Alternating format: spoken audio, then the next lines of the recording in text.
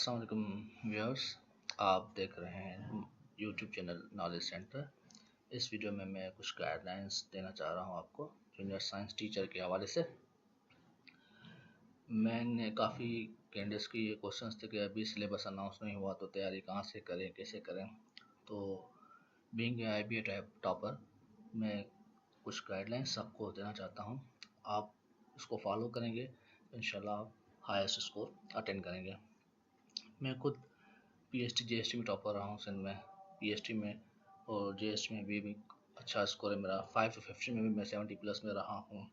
तो मैं ये चाहता हूँ कि आपको भी गाइड करूँ ताकि आप भी हाईएस्ट स्कोर ले सकें।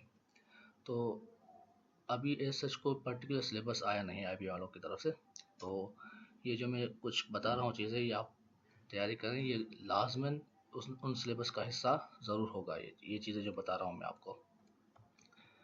तो सबसे पहले आप सब्सक्राइब कर लें नॉलेज सेंटर को, अगर आपने सब्सक्राइब नहीं किया तो। 3 चीज़ें इस वीडियो में इम्पॉर्टेंट है: how to prepare, from where, how to attend highest score. कैसे तैयारी करें, कहाँ से करें और स्कोर कैसे हाईएस्ट हासिल करें। तो ये चीज़ें 3 वीडियो पूरी 3 सवालों पे मुश्तमिल है। तो इस हवाले से मैं आपको कुछ गाइड करूँगा। हाउ टू प्रिपेयर, पहले तो ये क्वेश्चन सॉल्व करें। Read following books of Sindh text book board class 5 to class 8, English, science, maths. जितने भी क्लास 5 से 8 तक इंग्लिश, साइंस और maths Sindh text book board की जो किताबें हैं उन सबको पढ़ें, ठीक है। और एंड चैप्टर के एंड में जो MCQs है वो लाजमी सॉल्व करें। तो क्वेश्चन ये होता है कि कौन सी गाइड रेफर करें, पर्टिकुलर गाइड। भाई किसी पर्टिकुलर गाइड लेने की ज़रूरत नहीं है। आप सिंध टेक्स्ट बुक बोर्ड की जितनी भी बुक्स हैं क्लास 5 से क्लास 8 तक इंग्लिश, साइंस और मैथ्स की पूरी रीड करें और कॉन्सेप्ट क्लियर करें, और चैप्टर के एंड में जो MCQs हैं वो आप उनको सॉल्व करने की कोशिश करें।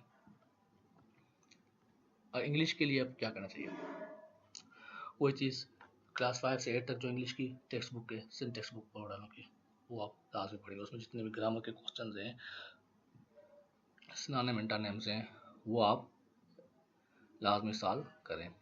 उसके बाद ग्रामर का पोर्शन है, reading comprehension, answer from given paragraph. एक पैराग्राफ दिया होता है, उसमें से क्वेश्चन दिए होते हैं, उसके आंसर टिक करने होते हैं। अब ये आप तब कर सकोगे जब तक आपकी रीडिंग अच्छी होगी, आपने बुक रीडिंग की होगी, आपकी प्रैक्टिस होगी, तो आप विद इन गिवन टाइम में आप सॉल्व कर लेंगे। Synonyms, antonyms, parts of speech, use of proposition, error detection, subject plus verb agreement, ये चीज़ें इंपॉर्टेंट है तमाम इंग्लिश पोर्शन के लिए।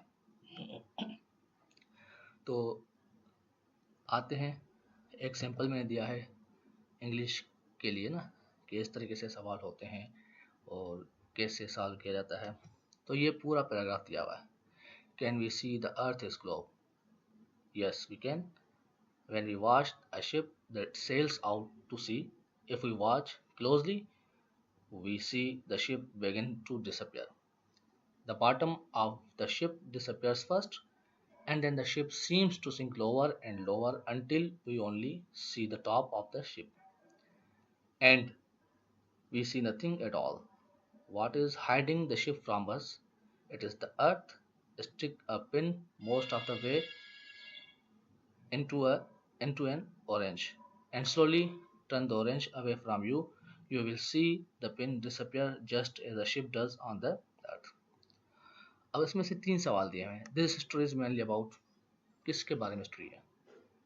आपने एक दो दफ़ा रीडिंग देनी होगी आपको, फिर आपको कॉन्सेप्ट क्लियर होगा कि किसके बारे में ये पैराग्राफ लिखा गया है। तो इसका राइट आंसर है shape of earth. The ship in this story, ship के बारे में क्या कहा जा रहा है स्टोरी में, was going farther and farther away। आप ये नहीं कहेंगे सर वो डूब रही है, sank to the bottom of the ocean। was going farther and farther, जैसे दूर जा रही है वो डिसअपीयर हो रही है क्योंकि अर्थ की शेप की वजह से। A globe is shaped like an orange। आपने देखा होगा तो ये इस लाइन में कह रहा है it is the earth stick a pen most of the way into an orange. ठीक है, मतलब ऑरेंज का मिसाल दे रहा है, आप लगाओगे पेन उस पर स्टिक करोगे तो आपको जैसे जैसे ऑरेंज दूर जाएगी तो आपको लगेगा वो डूब रही है, डिसअपियर हो रही है। ठीक है, लेकिन मतलब अब इससे क्या हम इन्फर कर सकते हैं कि अर्थ की शेप क्या है, orange type. The diet is often, अब दूसरा पार्ट है सिनोनिम का। The diet is often grossly unbalanced, मतलब डाइट अनबैलेंस्ड है। ग्रासली का सिनोनिम ढूंढना है तो यहाँ पर ग्रास के लिए मतलब कंप्लीटली अनबैलेंस्ड डाइट है उनकी। The whole thing is a vicious circle, vicious means very bad. दूसरा पोर्शन है एंटोनिम का। The people must then go hungry, hungry का टर्म वेल फेड। ठीक, a particular country might be generous, generous means सखी, miserly मतलब कंजूस stingy. तो preposition का इस्तेमाल, the committee regrets that it can not exceed, exceed के साथ जो प्रेपोजिशन लगेगा वो टू लगेगा। ऑप्शन बी इसका जवाब सही है। और कॉलेज इज एफिलिएटेड देश the university of Sindh, affiliated जो है वो उसके साथ जो प्रेपोजिशन लगता है वो विथ लगता है। डिटेक्शन में क्या होगा, George has not completed assignment yet and Maria has not neither. अब हैज़ नॉट यहाँ पे लगा हुआ है, यहाँ पे भी हैज़ नॉट नीदर लगा है, तो एक ही सेंटेंस में दोनों ये चीज़ नहीं हो सकती, तो मतलब डी जो है वो गलत है। अब आते हैं, इंग्लिश का पोर्शन हो गया। ठीक, अब आते हैं साइंस पे। रीड बुक्स, वही 5 से लेके 8वीं तक सिंटेक्स बुक बोर्ड की साइंस की किताबें पढ़ेंगे।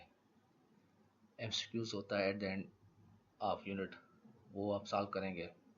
प्लस में कुछ इस चैनल पे मेरे वीडियोस पड़ी हुई हैं, उनका भी लिंक मैं डिस्क्रिप्शन में शेयर करूँगा, आप वो देख लें। उस वहाँ सॉल्व एमसीक्यूज हैं, वो आपको काफ़ी हेल्पफुल रहेंगी, क्योंकि मैंने खुद तैयारी की थी, वो चीज़ें देख के की थी। जो मैं तैयार की थी वही उन्हीं एमसीक्यूज की मैंने वीडियोस बनाई हुई हैं। तो अब मैथमेटिक्स पे मैं प्रेफर करता हूँ हमेशा कि एजुकेशन से रिलेटेड जो जॉब्स आती हैं टीचिंग की, तो उसमें से आप टेक्स्ट बुक बोर्ड रीड लाजमी करें। फिलहाल मैंने 6 to 8 इसलिए रखा है क्योंकि अभी तक पर्टिकुलर कोई सिलेबस आया नहीं है, तो 6 to 8 तो लाजमी उसमें इंक्लूडेड होगा। इनकेस अगर सिलेबस आता है ज़्यादा से ज़्यादा वो 9th मैट्रिक इंक्लूड करेंगे, लेकिन 6 to 8 तो लाजमी आएगा, तो आप टाइम वेस्ट ना करें, अभी से तैयारी शुरू कर दें। और मैथ में बेसिक चीज़ें आती हैं 8वीं तक, percentage, ratio, proportion, analytical questions, algebra, geometrical shapes basics जो हैं उसमें, अगर सर्कल है तो सर्कमफेरेंस कैसे मालूम करेंगे, एरिया कैसे मालूम करेंगे, डायमीटर, रेडियस, और स्क्वायर है तो एरिया और पेरीमीटर, रेक्टेंगल है तभी एरिया पेरीमीटर, ट्रायंगल है तो एरिया और पेरीमीटर वो कैसे मालूम करेंगे।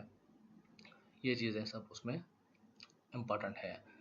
और मैथ्स की भी वीडियोस हैं कुछ, मैं उनके भी डिस्क्रिप्शन में लिंक शेयर कर दूंगा, तो आप उनको देख कर तैयारी करेंगे, इंशाल्लाह आपको स्कोर हाईएस्ट अटेंड करेंगे आप।